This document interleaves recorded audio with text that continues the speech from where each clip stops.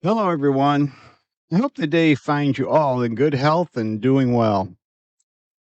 The subject of this documentary is a man whose name is not as well remembered as Edison and Galileo, but his work and his accomplishments match or exceed almost any of the more well known scientists and inventors. The fact is, his work was so impressive it inspired Albert Einstein, who is considered a genius for his work. I would think it would be pretty hard to impress someone that smart, but Michael Faraday did. Before we get to our story, please hit the subscribe button if you're not a subscriber already, and hit the like button. If you're a member of the many radio clubs around the country, please let other members know about my channel. Your help in supporting and growing the channel is greatly appreciated. Now, let's get to our story. There are three scientists whose research tied them together forever in the annals of history. Two of them are James Clerk Maxwell and Heinrich Hertz. I've covered them in earlier documentaries. Today we will tell the story of the third scientist, the subject of this documentary, Michael Faraday.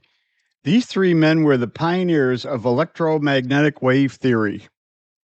Michael Faraday was born on September 2nd, 1791 in Surrey, England. Surrey is now a part of London.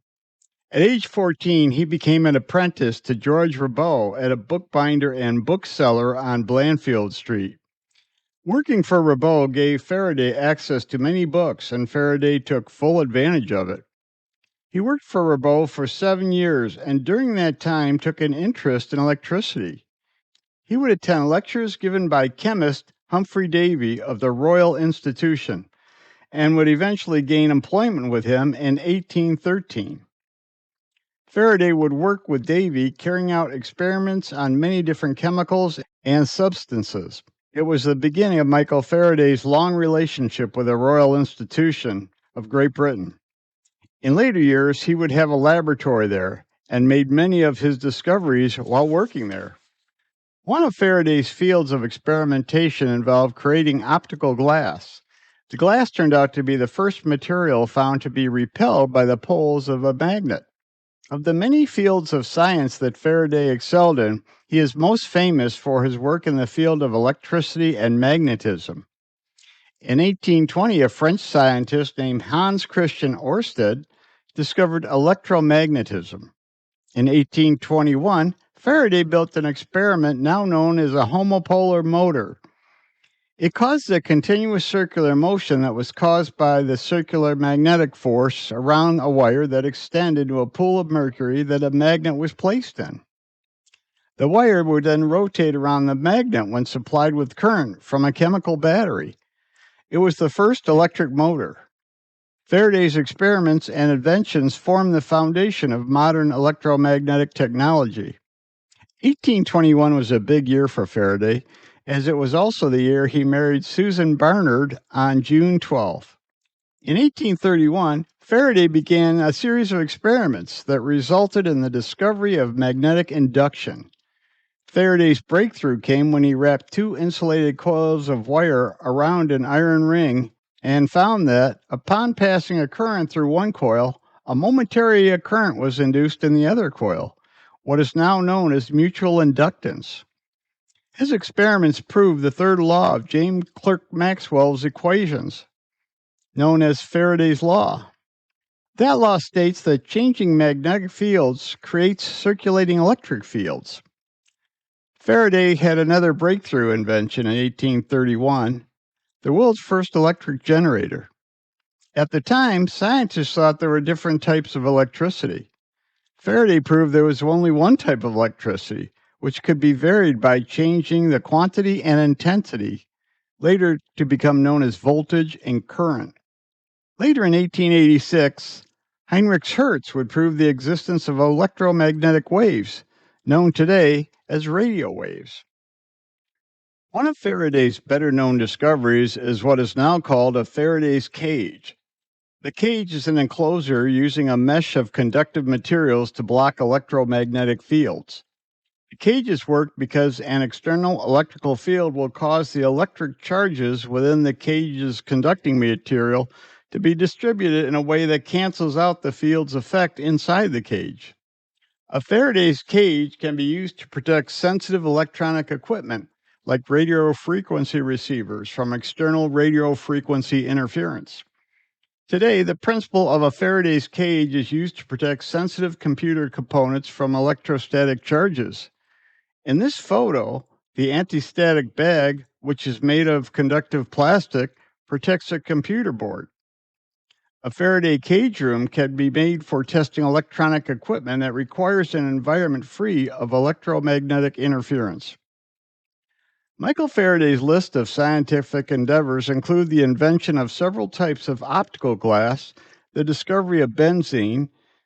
He discovered the laws of electrolysis, gave birth to nanoscience with the discovery of nanoparticles, invented the electric motor.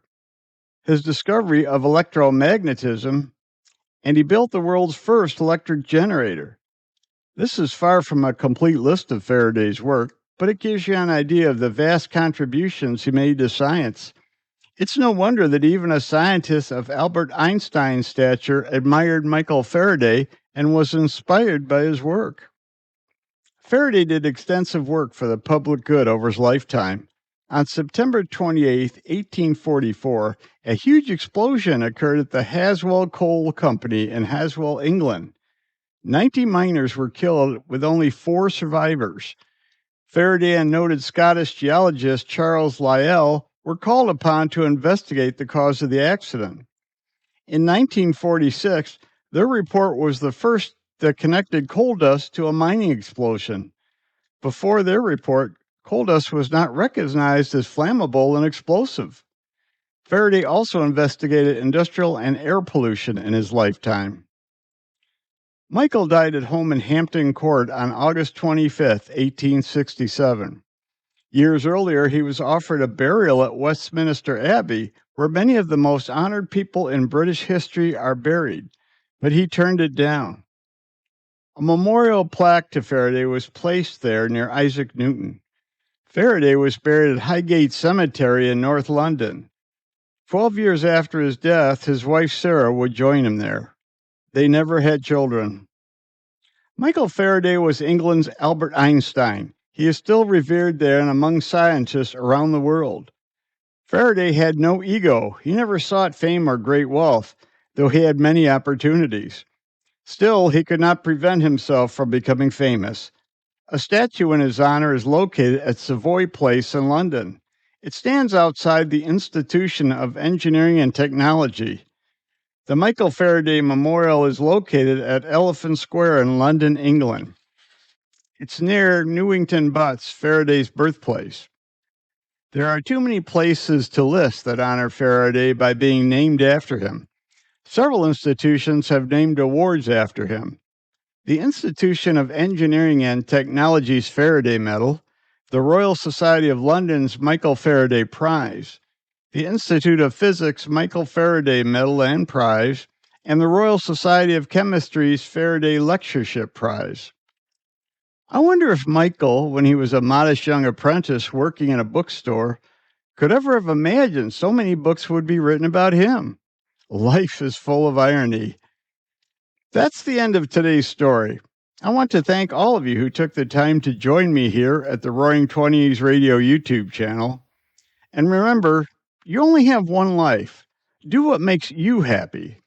Until next time, bye-bye.